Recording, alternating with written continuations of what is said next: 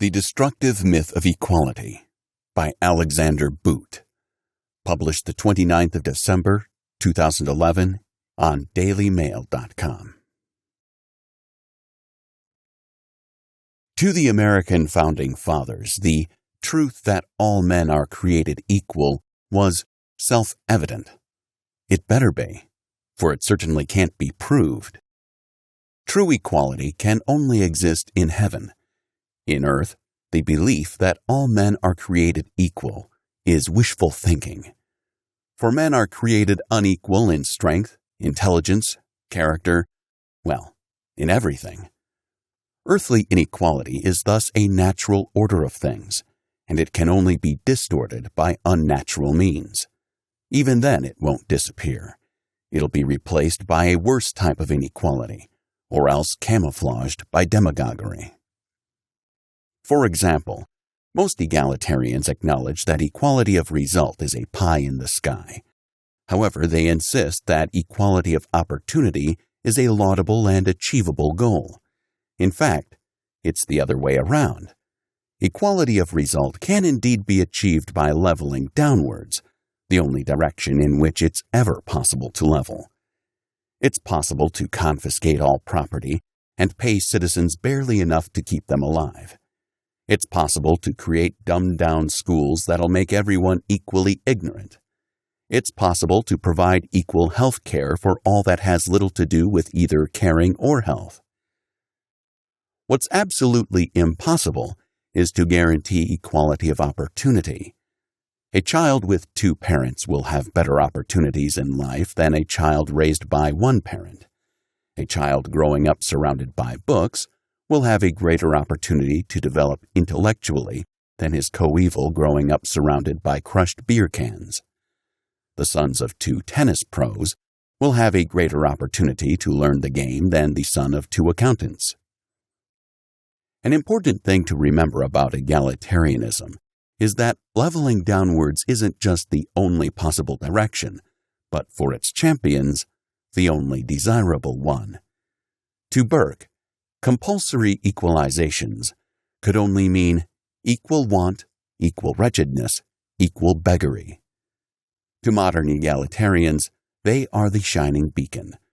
But any true equality is anathema to them, and it's amusing to watch them pretend it's not, against both empirical evidence and common sense. Progressive income taxation highlights this by setting up a conflict between two pieties. On the one hand, redistributive taxes strike a blow for equality as they push higher earners down to a lower level. On the other hand, they are a flagrant violation of the principle of equality under the law. Obviously, someone who makes twice as much as someone else must pay twice as much tax in absolute terms. But making him pay 3 or 4 times the proportion of his income makes all believers in justice cry havoc and let slip, well, they have no one to let slip. Their cause isn't supported by anyone, save for a few eccentrics. But for egalitarians, the choice is clear. They are prepared to sacrifice justice, fairness, and even utility. Flat tax rates would make the economy healthier, at the altar of equality. The results of such urges are best shown by the example of the USA. 50% of all Americans pay no income tax. Over 50% of all taxes are paid by the wealthiest 3% of households. 90% are paid by the wealthiest 10%. In Western Europe, the situation is even worse. Thus, in any reasonable sense, when applied to this leveling run riot, the word equality is a misnomer. Yet it'd be wrong to say that equality is a pipe dream. In fact, every country in the world has achieved it, if only in small enclaves. There, people's clothes, food, lodgings, and indeed rights aren't merely equal, but identical. Their medical care and education are free, and things like TV sets and sports facilities are equally available to all. These perfectly egalitarian places are called jails, and indeed, prison is the epitome of egalitarian aspirations, the ideal toward which they strive. This is an illustration of an immutable truth.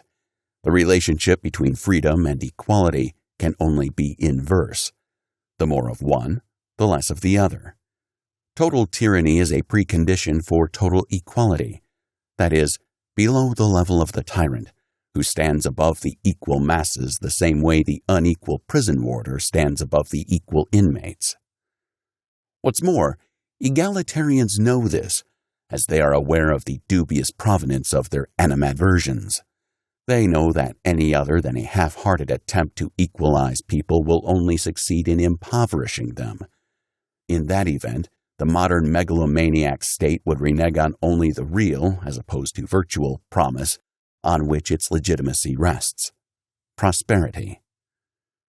People's minds, normally numbed to accept make-believe as real, will wake up with a jolt when the physical trappings of their lives are threatened. They may have been brainwashed to sing hosannas to equality, but the songs will turn to screams of rage the moment people are made to move out of their suburban houses into communal hellholes. That would be an inevitable result of attempting equality for real.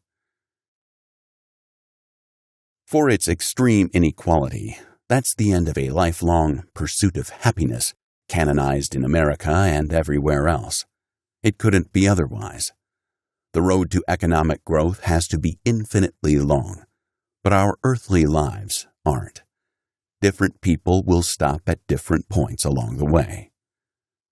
Striving for equality, other than before God and the law, is thus a structural defect of our society. Let's pray it won't bring it down. Let's fear it may.